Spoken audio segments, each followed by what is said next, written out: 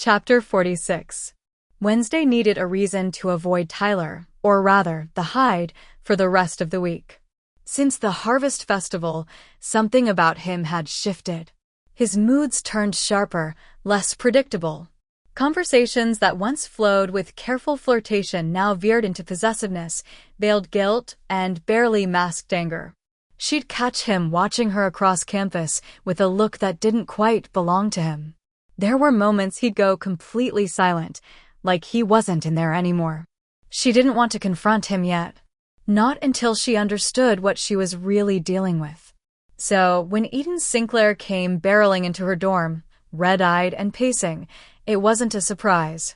What was a surprise was how useful this interruption turned out to be. She can't compete. Eden wailed. Yoko's out.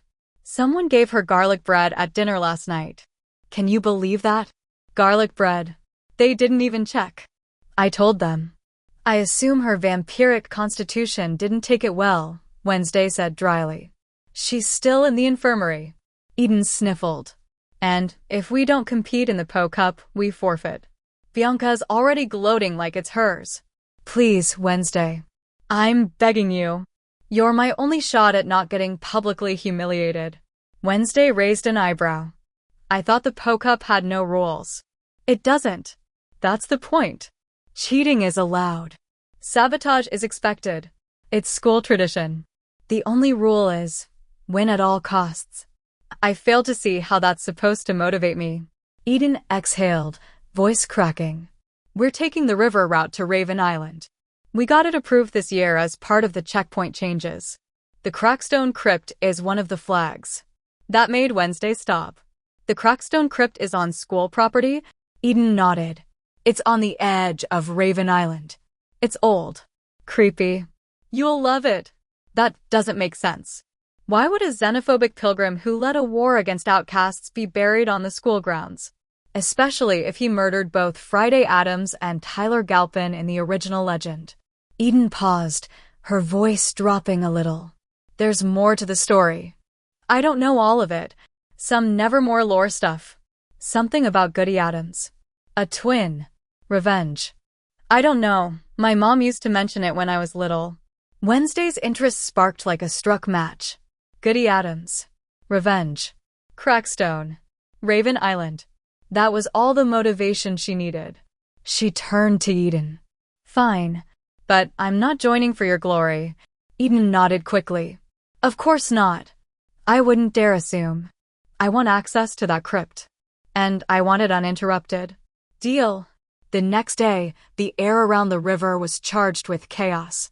Students in team colors shouted, cheered, and carried fake weapons and spellbooks as if the whole affair were a Renaissance fair on hallucinogens. Canoes rocked on the docks as teams prepared their sabotage strategies in whispers. Wednesday, dressed in Ophelia Hall's colors, boarded the canoe with Thing, Enid, and Divina. Eden opted to stay ashore and coordinate, which really meant hover with anxiety and bite her nails. Wednesday had no interest in winning for the sake of pride. But she didn't know how to win. After an aggressive start, some mid-river sabotage, which included Bianca's team unleashing red dye into the water and siren song distractions, and a completely unnecessary fireball launched by a team from Fang's Hall, Ophelia Hall veered toward the checkpoint. Raven Island. Wednesday stepped off the canoe and made her way through the gnarled trees and missed toward the crypt. It was older than she expected. The stone was cracked, crumbling, and black with time. Carvings had been worn away by rain and erosion, but what remained was unmistakably Puritan in origin. She placed her hand on the tomb, and the vision struck like lightning. Goody Addams stood in a circle of torchlight, surrounded by nightshades cloaked in black. Her voice echoed with rage.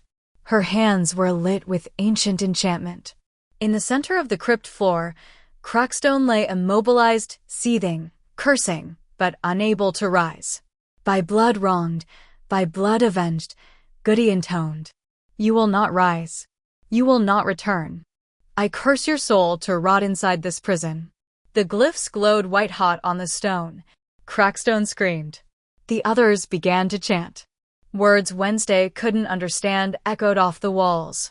The flames flared, and then the tomb sealed. Not by stone, but by something older, darker. It locked his essence inside. Goody's eyes burned like coals as the final words left her mouth. Forever damned. Wednesday pulled back with a sharp breath. The chill of the crypt clung to her skin. So, it was true. Goody Addams had cursed Crackstone.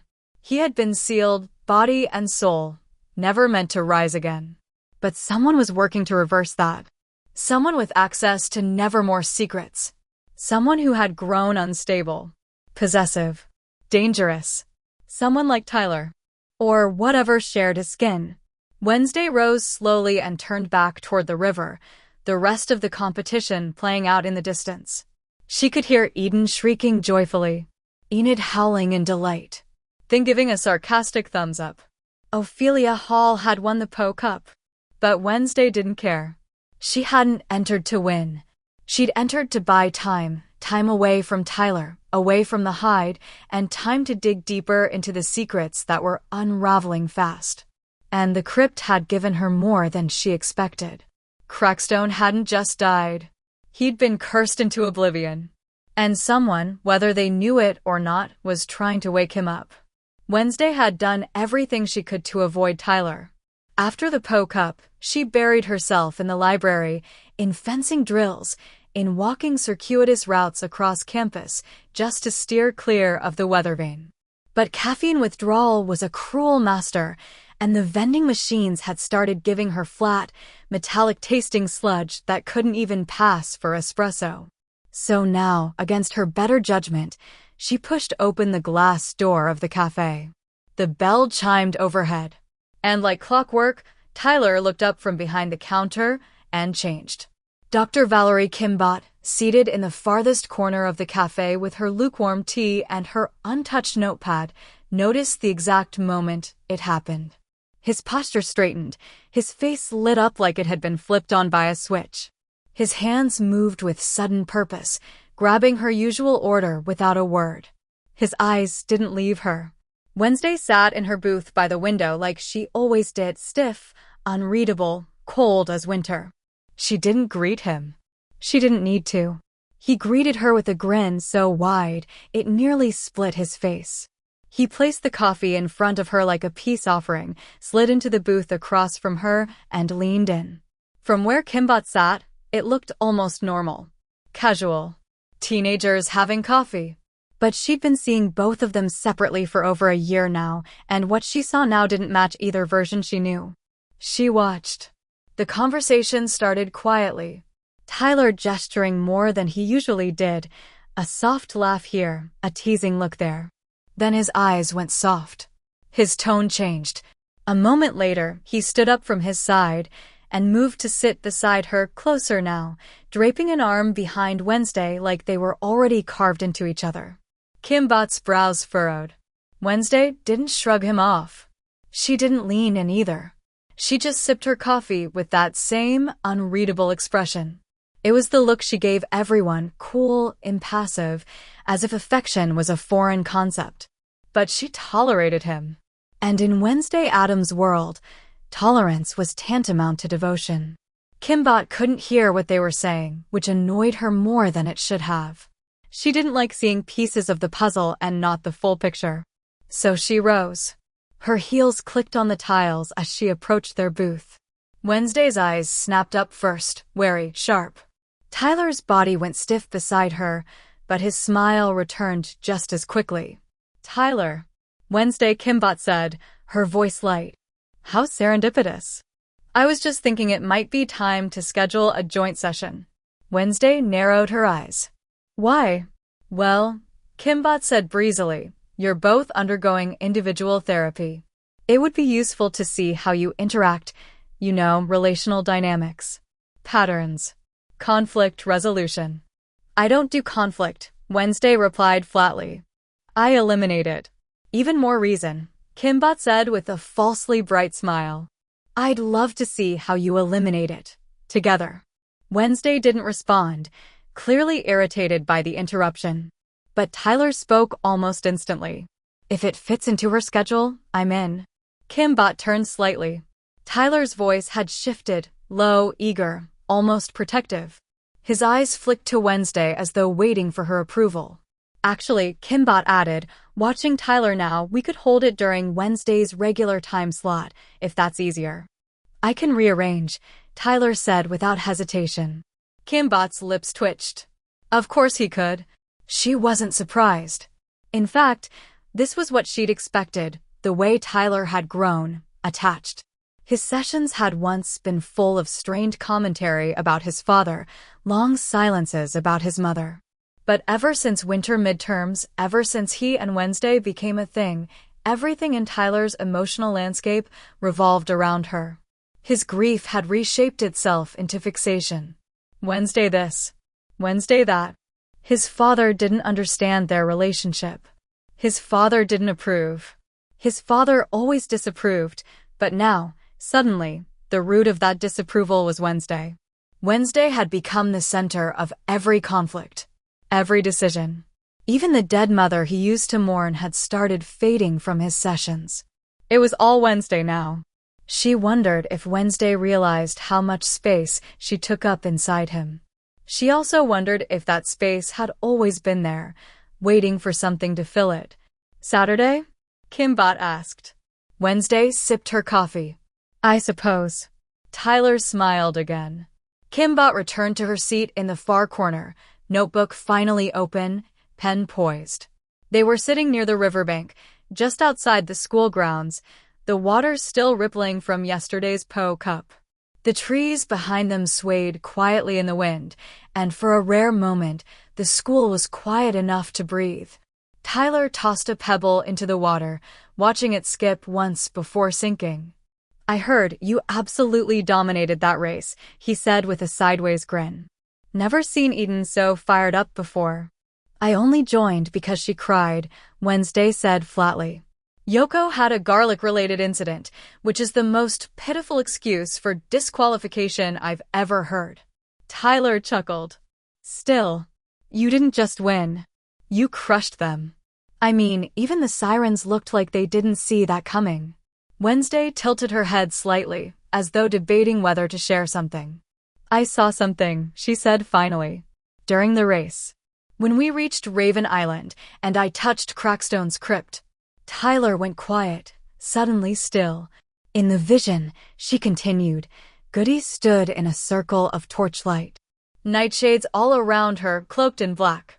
Crackstone was on the ground, trapped. She was furious. Her hands glowed, some kind of ancient enchantment. She cursed his soul to rot in the crypt, to never rise again. Tyler swallowed. She sealed him. Not with stone. With something older. Darker. The glyphs burned white. The others chanted. Crackstone screamed. And then the tomb locked shut like the crypt itself turned into a cage. His essence is still in there. Forever damned, Wednesday whispered. Wednesday looked at him then. He didn't meet her eyes. I need to know what happened after we left, she said. What happened in Jericho after we were gone? Wednesday kept his voice low, like the wind might carry it to someone else if he spoke too loud. My grandparents said the war didn't end, she murmured. Our deaths just restoked the fire. More blood. More purges. More fear. He paused, jaw tightening. I know you already have a lot on your mind, Wednesday. But if you don't mind, I'd really like to learn more about what I am. What my mother was. I was also surprised when Goody and the other outcasts didn't know what you were back then. You were probably the first of your kind they ever encountered, Wednesday said. Even Goody didn't know what to make of you. It was the first time anyone in 1620s Jericho had ever seen, whatever you are. But I'll look into it. It's been 400 years. Someone must have figured it out by now, she finally said. There are restricted sections in Nevermore's library. No one bothers with them anymore. If there's anything, I'll find it. Tyler looked up at her. Thank you. Chapter 47. Donovan had hit a wall with the second body. Every lead led nowhere. But when he turned the corner and saw Wednesday and Tyler entering Dr. Kimbot's office together, he paused mid-step. He watched them silently, raised an eyebrow, then moved on. Inside, Wednesday and Tyler sat stiffly side by side on the therapy couch. There was space between them, just enough to be noticeable. Neither looked comfortable. Neither spoke. Dr. Kimbot offered her usual warm but firm expression, clipboard balanced neatly in her lap. "So," she began, "how have you two been doing lately?" Tyler glanced at Wednesday first, waiting for her to answer. She didn't even blink. He turned to Dr. Kimbot instead and offered a small, polite smile. "Everything's fine," he said. Dr. Kimbot turned to Wednesday. "And you?" "All the same," she replied, monotone. "I don't see why you felt the need to call us here together." Dr. Kimbot folded her hands. "Well, Tyler mentioned last session that the two of you have been having some." Before she could finish, Wednesday's eyes flicked toward Tyler. Not angry. Not surprised. Just watching. Tyler jumped in. "That's not true," he said quickly. "There's nothing wrong between us. Everything's good." Dr. Kimbot hesitated, then opened her notebook. "I just want to revisit something from your last session, Tyler. Is that okay?" He stiffened slightly. "Sure," he said, wary. "You talked about the Harvest Festival. The Ferris wheel. You said you had a good time." Tyler nodded once. "Yeah, we did. But then you said something changed that night," she continued. "That Wednesday gave you a look. Like you said something wrong." He blinked. His smile faltered. I don't remember that." She scanned her notes. "You said, and I'm quoting here, it's like I'm only wanted when I'm useful. The second I ask for anything back, she shuts down. Makes me feel like I'm wrong for even needing something." Tyler frowned. "Wait. No. That's not, I never said that." Dr. Kimbot raised an eyebrow. "It's written down, Tyler. I only quote what I hear." "I didn't say that," he repeated, voice firmer now. "That doesn't even sound like me." She didn't push. Just flipped to another page. "You also said she keeps things to herself. That she controls everything. But when you try to do the same, you're distant. Or difficult." Tyler's hands curled into fists on his knees. "Okay, seriously? I never said that. That's not what I don't remember any of this. I wouldn't talk about her like that." Across from him, Wednesday remained still, her expression unreadable. Dr. Kimbot's tone stayed gentle. "I asked you if you felt like you could be yourself around her. And you said, I don't know who she wants me to be anymore." Tyler shook his head, eyes wide now. "No, I didn't say that. I would never say that about her. That wasn't me." For a moment, silence filled the room. Wednesday finally turned her head and looked at him. Her face gave nothing away. No judgment. No shock. Just cold understanding. She knew. Dr. Kimbot, however, leaned forward slightly, still trying to press through. "Tyler, it's okay to have mixed feelings. Relationships are complicated." His voice came out flat. "You're not hearing me. I didn't say those things." "Then who did?" she asked softly. He didn't answer. Because he couldn't. Wednesday's eyes stayed on him, calm and knowing. But she said nothing. Dr. Kimbot looked between the two of them, clearly confused by the sudden wall Tyler had built around himself. "She tried one last time. When we talked last time, your voice was different. Your tone, your posture, it shifted. I thought it was stress. But now..." She didn't finish. Tyler stood. "We're done," he said, voice clipped. Tyler had already stood up, ready to bolt, but Wednesday didn't move. She reached out, grabbed his wrist, and pulled him back down to the couch beside her. Her voice was firm, steady. "You want to talk? Let's talk." Tyler hesitated for a moment, blinking like he'd been caught off guard. Then something shifted in him.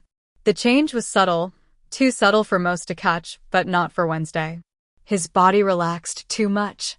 His eyes softened, but not with affection. With calculation. He reached for her, pulled her onto his lap, and wrapped his arms tightly around her. Like a rope being pulled taut. Like something barely restraining itself. Dr. Kimbot's eyes widened, just slightly. The dynamic in the room had flipped in an instant. Tyler nuzzled his head into Wednesday's shoulder, breathing her in like he'd missed her for years. "I just wanted to talk to you," he murmured. "You've been avoiding me like the plague." Wednesday didn't shift. Her spine remained straight, her hands still at her sides. "What on earth are you thinking?"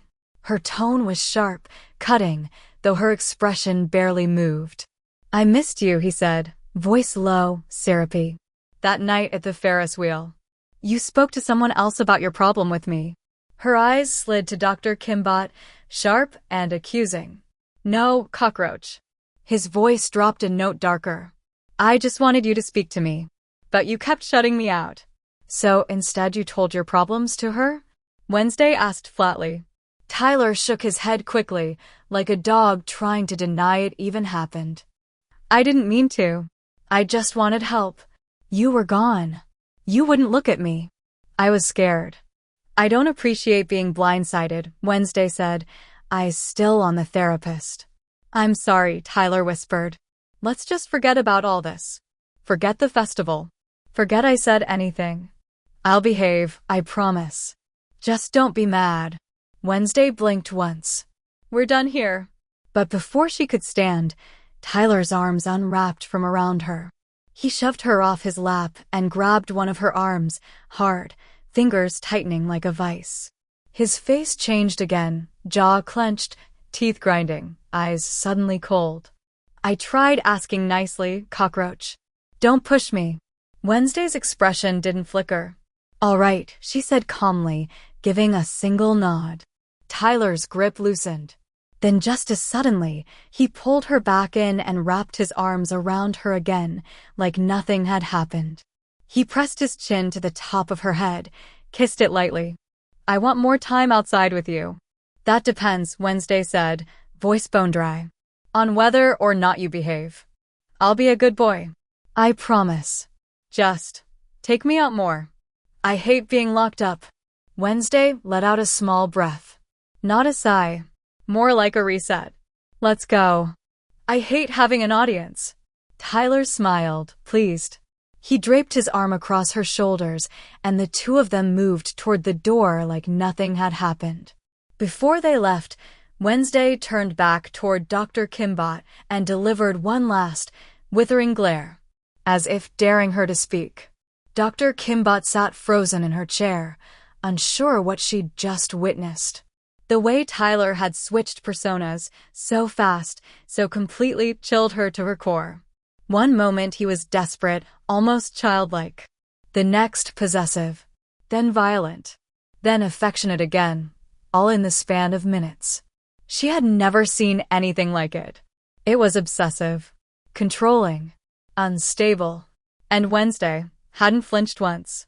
It was like she'd seen this version of him before. Like she expected it. She hadn't pushed him away. Hadn't screamed. Hadn't reacted at all when he grabbed her. Her silence said more than words ever could. She knows. She's seen worse. From the outside, Dr. Kimbot could only interpret the moment one way. This wasn't just toxic. It was dangerous. But that wasn't the truth. The truth was something she couldn't begin to understand. Something older, darker, and far more entangled than any therapist's clipboard could explain. Because it wasn't Tyler who had spoken to her all those times. And Wednesday. Wednesday was the only one in that room who knew exactly who she was talking to. The door clicked shut. Dr. Kimbot remained seated, hands resting in her lap, knuckles white against the soft beige of her skirt. Her eyes didn't leave the empty space where the two teenagers had just been. The couch cushions still bore the shape of them. Two outlines. One perfectly upright. The other slouched and possessive. She opened her notebook. She stared at the blank page. She tried to write. Subject, joint session, Wednesday Addams and Tyler Galpin. Tone, disjointed. Nonverbal power struggle. Escalation. Her pen hovered above the page. She scratched it out. Her fingers twitched. With a quiet, almost defeated sigh, she opened the drawer to her right and pulled out the small silver recorder. Clicked it on. Waited a second. Spoke, but her voice was off. A fraction too quiet. As if speaking too loudly might summon something. Private log. Post-session notes. Wednesday Addams and Tyler Galpin. Time: 4:47 p.m. Silence. I'm documenting this because the notes won't do it justice. I can't make sense of what just happened. Not on paper. Another silence. She adjusted her glasses. Her fingers were cold. I've had Tyler in therapy for months. He's quiet, polite, evasive, yes, but always consistent. Until today. Today wasn't him. She paused, swallowed, or it was. But not the version I've seen before. The recorder clicked softly as she placed it on the desk in front of her. She leaned in, her tone quieter now. He denied things he said only a week ago. Verbatim quotes. Whole sessions. His posture, his tone, the way he used Wednesday's nickname for him, it all felt like a performance. But not for me. For her. Everything he said was to her. And it wasn't an argument. It wasn't reconciliation. It was control. Coercion. She rubbed her temples, suddenly exhausted. She didn't flinch. Didn't react. Even when he a pause. A breath. When he grabbed her. There it was. Spoken aloud, it sounded even worse. Her voice faltered. He snapped at me like I wasn't in the room. Like I was an obstacle. Then seconds later, he was gentle. Apologetic. Clingy. He said he'd be a good boy. I've heard that before. From patients who were medicated. From children. Never from Tyler. The window reflected her face faintly in the fading light. She didn't like how she looked just now. Wednesday didn't argue. Didn't retreat. She let him touch her. Let him pull her back in. Not out of affection. But strategy. That's the only word I can find for it. She was reading him. Letting him play out the performance. But why? And more importantly, she hesitated. Who was I talking to? Her voice cracked just slightly. She turned off the recorder. She sat there for a long time. Then slowly, deliberately, she picked up her pen and wrote just one line. Possible dissociative break. Personality shift. Risk level, elevated. She stared at the words. Then underlined shift. Once. Twice. A third time. Then she closed the file. Not because she was done, but because she didn't know how to keep going. And for the first time since she met him, Dr. Kinbot realized something with an ache in her chest. The Weathervane Cafe buzzed with its usual late afternoon lull, locals idling over lukewarm coffee and fading small talk. Tyler and Wednesday entered quietly, the doorbell chiming above them. He kept his arm around her shoulders like it belonged there. She didn't shrug it off. They stood by the counter, waiting for their order. Sheriff Galpin stepped in from the side door, cap under one arm, clipboard in hand. He spotted them instantly. Tyler. His voice held no warmth. Just surprise. Tyler turned, almost too quickly. Hey, Dad. Donovan's eyes flicked down to the arm slung around Wednesday's shoulders. Then back up to Tyler. Then to Wednesday, who, in true Addams fashion, stared back as if daring him to comment. You're not on shift? The sheriff asked. Had a session with Dr. Kinbot, Tyler said smoothly. Donovan frowned. Your therapy's on Thursdays. She wanted to see how I interact with other people. For therapeutic purposes, Tyler replied with a faint grin. Nothing serious. The way he said it, too rehearsed. Too calm. Donovan narrowed his eyes. Wednesday, unfazed, cut in. Sheriff. Any updates on the missing persons case? His expression turned grim. No.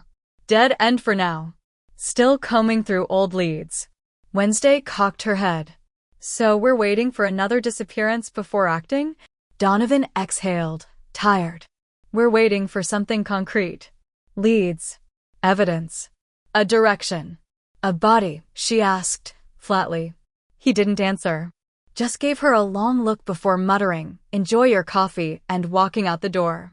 The bell chimed again behind him. Tyler watched him go. His grip around Wednesday's shoulder tightened a fraction. "Wanna go someplace?" Wednesday didn't even glance at him. "Back to Nevermore." He smiled, but it didn't reach his eyes. "Whatever you say." They left the cafe together, arm in arm, like a couple. But only one of them knew just how wrong that picture really was. Chapter 48. With the sheriff's investigation dragging to a familiar dead end, Wednesday's interest in the necromancer waned. No new victims.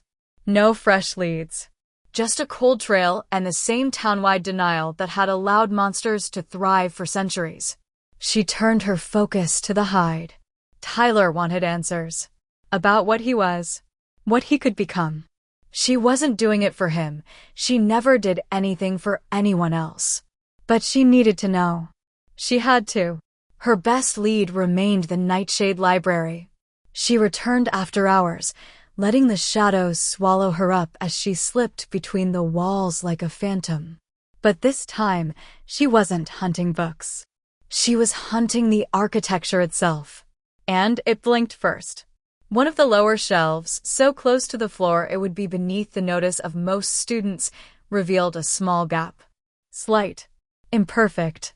A breath of air teased her fingertips. She slid the books aside. Behind them, a hollow space in the stone wall. And behind that, a tunnel. Earthy. Narrow. Untouched for years.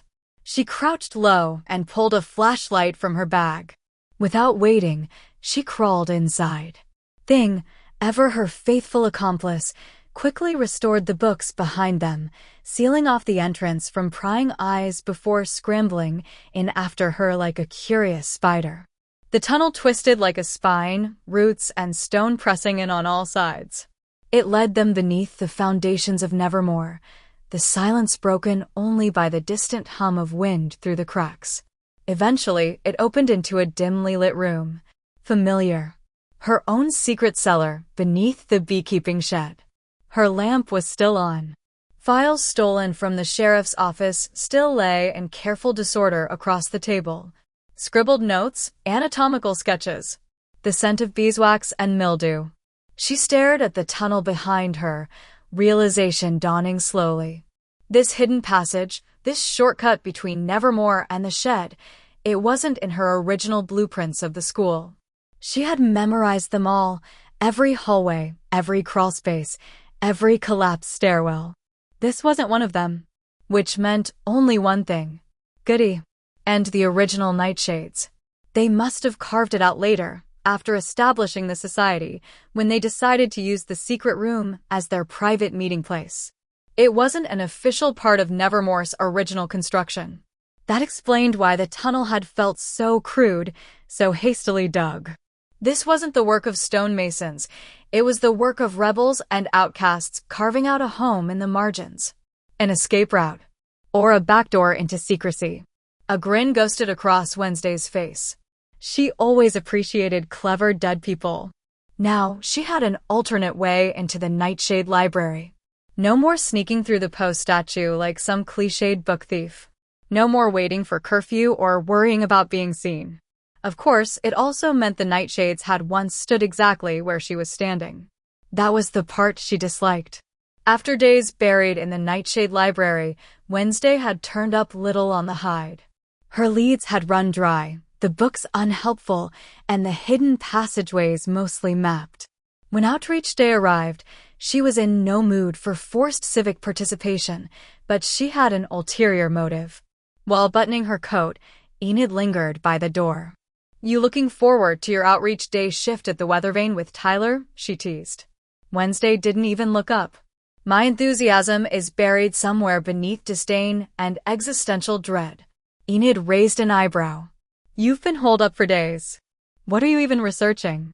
"Something that defies classification," Wednesday replied. "But potentially homicidal." As they walked toward the courtyard, Wednesday asked, "What's the purpose of this Outreach Day again?" "It's like Loving Friday, but less romantic and more manual labor," Enid replied. "Apparently, Jericho thinks putting us in their bakeries and thrift shops builds character." Then she added, "I also heard they're unveiling a new statue in the town square today." Wednesday's gaze narrowed. Of whom? Enid shrugged. Friday and Tyler, of course. It's going in the fountain. Wednesday stopped. A chill ran through her. They'd rewritten history. When they'd traveled back to 1620s Jericho, they'd burned Crockstone's plans to the ground. And now, instead of honoring a genocidal Puritan, Jericho remembered two rebels who had stopped him. Friday, her past self, and Tyler. Well, Tyler was Tyler. Only she and Tyler remembered the truth. Everyone else believed it had always been this way. In the courtyard, Principal Weems gave her usual speech about civic responsibility, legacy, and the importance of maintaining positive relations with Jericho's civilian community. Coach Vlad stood nearby, calling out student assignments. He got to Wednesday and didn't even look up from his clipboard. Addams, you're at the weather vane, she said flatly. That's not what's written here. Unless you'd prefer a repeat of the Loving Friday Festival disaster, she added without emotion. Coach Vlad stared at her for a beat. Then he handed her the assignment card without argument. Enjoy the coffee, Addams. Once on the bus to town, students chatted excitedly about their random placements. Tyler smiled when he saw her walk through the weather vane doors, her black trench coat slicing through the cozy cafe atmosphere like a blade. Wednesday didn't acknowledge his expression. She walked straight to the counter, handed the manager her assignment card, and asked flatly, "Where's my quad?" Tyler raised a brow, still surprised. "They really sent you here?" "All I had to do was threaten to bomb the entire event," she replied, voice as calm as ever. "Then they gave me the assignment." He laughed under his breath, more impressed than shocked. Wednesday scanned his brown uniform shirt and then looked down at her own wardrobe with subtle distaste. "Do they have this in black and white?" she asked, then turned to the manager. "I'm allergic to color." The manager sighed, already looking exhausted. He clearly knew who she was other than just being a regular customer. Wednesday Addams. The girl who blew up the Loving Friday Festival, ruined the town talent show, and whose family is now threatening the town with a $10 million lawsuit over some stolen artifact. Wednesday didn't blink. "Correct." He muttered something under his breath, probably unprintable, then reached behind the counter and tossed her a plain black apron. "Here. I don't want any trouble while you're working together. No accidental fires, no blood packs, no conspiracy wall taped up in the back room. Got it?"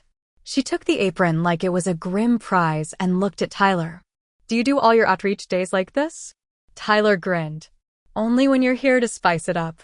Later, while they prepped drinks in the back, Wednesday lowered her voice and glanced around to make sure no one was listening. "I found something," she said. Tyler stopped what he was doing. "Yeah?" "The tunnel beneath the beekeeping shed. It leads directly into the Nightshade Library." He blinked. "Wait, seriously?" "I originally thought it connected to the dining hall or the rotunda," she continued, keeping her tone casual. "But it opens right behind the bottom shelf." "That's pretty convenient," he said, eyebrows raised. "It's not on my original blueprint of Nevermore," she said.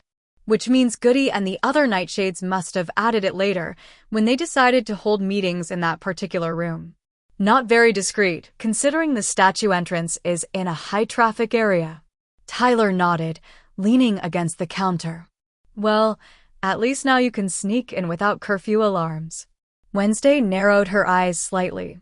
"Exactly. There's no excuse now not to continue the research on what you are now. Especially with the sheriff's investigation hitting a dead end." Wednesday didn't respond. She was already planning her next visit to the tunnel. Principal Weems hadn't expected to find Wednesday Addams at the weather vane.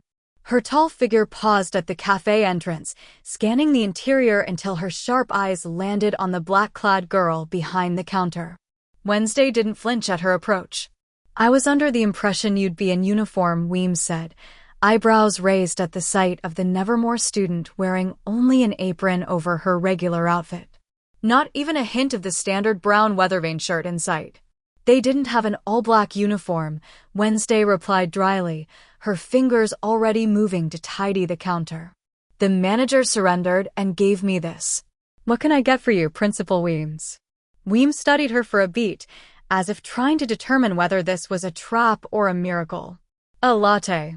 Without another word, Wednesday moved behind the espresso machine with surprising precision. First, she ground the espresso beans and tamped the fine powder into the portafilter, locking it in place. Steam hissed softly in the background. She pulled the shot, letting the rich coffee pour out like black silk. Then she poured cold milk into a silver pitcher and began to steam it. The milk expanded, transforming into a smooth microfoam as she angled the pitcher just right, her ear tuned to the low growl of the steam wand. She poured the milk with steady hands, tilting the cup and dragging the foam through the espresso with careful flicks of her wrist. When she handed the cup to Weems, there was a perfectly rendered skull in the latte art, detailed, elegant, and morbidly beautiful. Weems stared at the cup in surprise. "I suppose I shouldn't be shocked. You look like someone who's going to be addicted to caffeine before graduation." Wednesday didn't smile. Caffeine sharpens the mind. Weems took a tentative sip and paused, clearly startled by how good it tasted. She exhaled a long, tired breath. "It's actually very good." Wednesday had already moved on, turning her attention to Tyler, who leaned across the counter. "A hazelnut mocha," he said with a smirk. Wednesday wordlessly turned back to the machine, her motions quick and efficient. Tyler watched her work with something like admiration. "Wow," he said when she handed him his drink. "This is good. How are you so good at this?" "Mixing drinks is just another form of chemistry," she said simply. Weems sipped her latte again, still watching them. For a flicker of a moment, it reminded her of two other students from decades past, Morticia and Gomez, standing a little too close, wrapped in their own private world while pretending they weren't. She'd never thought she'd see that dynamic again. And yet, here it was, in the middle of a coffee shop. The bell over the door rang and Miss Thornhill entered, clipboard in hand and smiling brightly. "Everything's going smoothly," she reported. "All the students seem to have settled into their assignments nicely." "Good," Weems said, still staring at the pair behind the counter. Thornhill followed her gaze, and her expression cooled. She tilted her head slightly, studying Wednesday and Tyler's quiet ease with each other. "Do you want me to keep a close eye on her?" she asked, her voice low. "Yes," Weems replied, setting her half-empty cup down. "I have a meeting with the mayor." She rose and walked out without another word, her long coat billowing behind her. Thornhill lingered for a moment longer, then turned her attention back to Wednesday, narrowed eyes, thin smile, before disappearing into the back. Wednesday, meanwhile, didn't miss a beat. She had more drinks to make, more pieces to move across the board. Tyler stayed behind after his shift ended, claiming their usual booth at the Weathervane with his half-finished hazelnut mocha. He lounged comfortably, sipping from his cup and watching Wednesday move behind the counter. For once, she was the one serving him, and he was all too happy to sit on the receiving end of their daily routine. There was something oddly satisfying about watching Wednesday Addams pour lattes with surgical precision and unspoken judgment. Meanwhile, outside in the town square, the mayor stood proudly beside Principal Weems as he began his speech in front of the newly installed fountain statue, a tribute to Jericho's historical saviors from the 1620s, Wednesday Addams and Tyler Galpin. The unveiling drew mild applause from the older townsfolk and Nevermore students. Then came the explosion. The statue erupted in a plume of flame and shattering stone. Smoke flooded the square as chunks of scorched marble crashed into the fountain. Within minutes, Sheriff Donovan Galpin arrived, trailed by the mayor and a sharp-eyed Principal Weems. The teachers whispered. Townspeople glared. Suspicion needed a face, and one particular face came to everyone's mind. Wednesday Addams. "She's done it again," Mayor Walker said with a frustrated sigh. "She can't go 2 weeks without leveling part of the town. She's the common denominator in every incident," the sheriff agreed. "Talent show, festivals, banners, hell, even the vending machine explosion.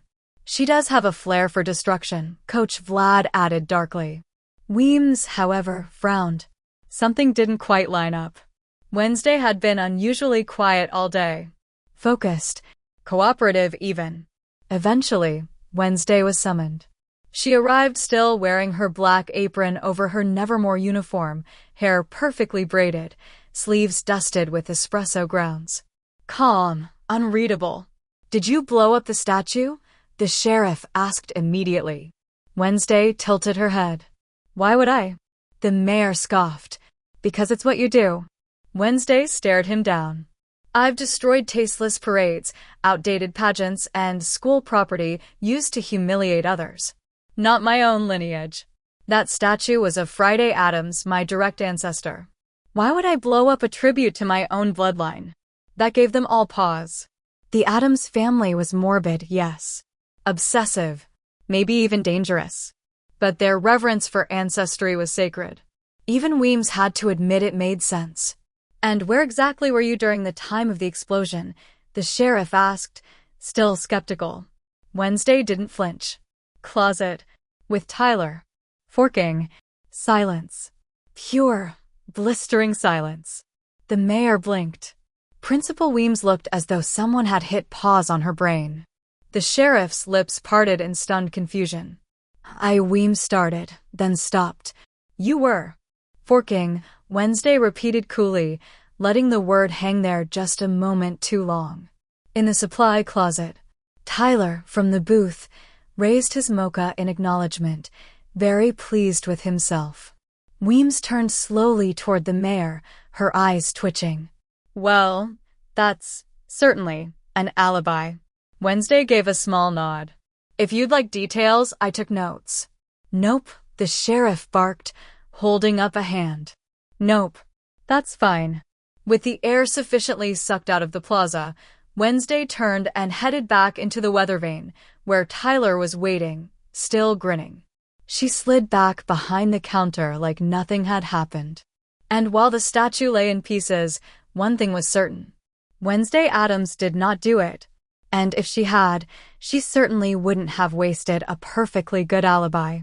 After the chaos had died down and the crowd dispersed, murmuring, gossiping, glancing back over their shoulders, Wednesday stepped forward into the center of the plaza.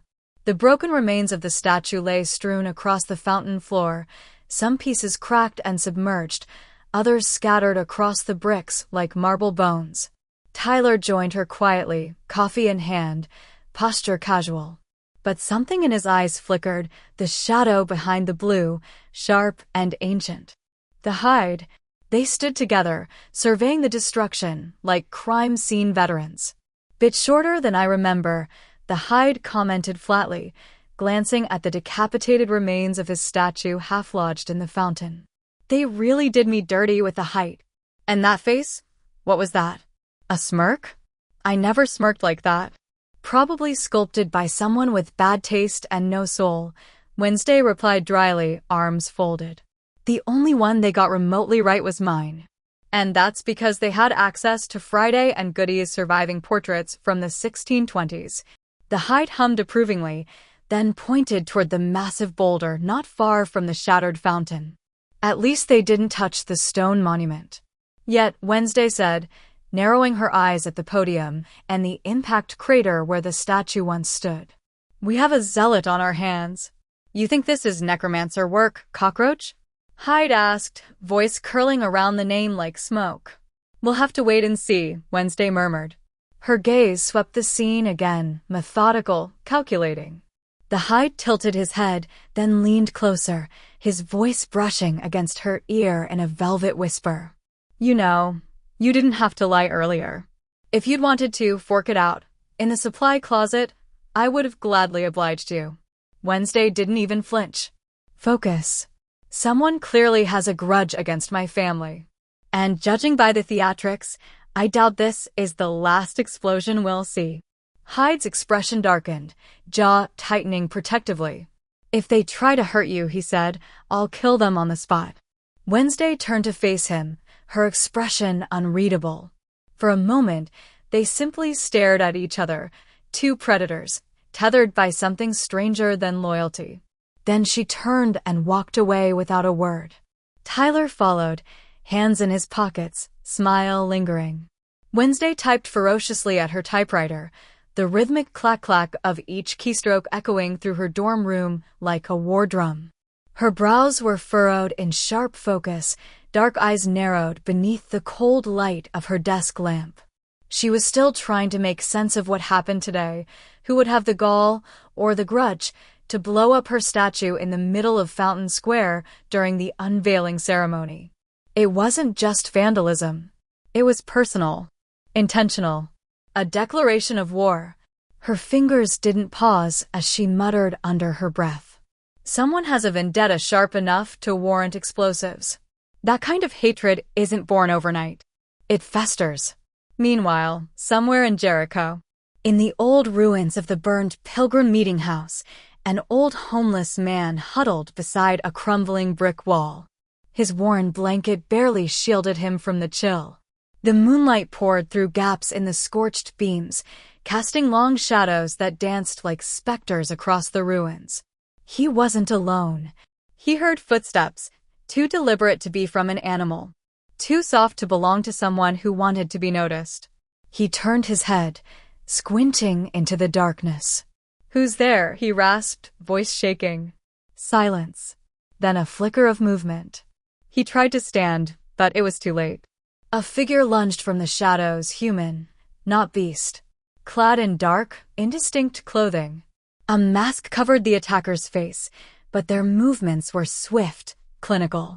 The blade gleamed as it rose, then fell again and again. No growls. No snarls. Just silence, save for the sound of metal slicing through flesh. The killer paused only when it was done. Blood seeped into the moss-covered stones. Then, just as silently as they came, the figure vanished into the woods, footsteps swallowed by the wind.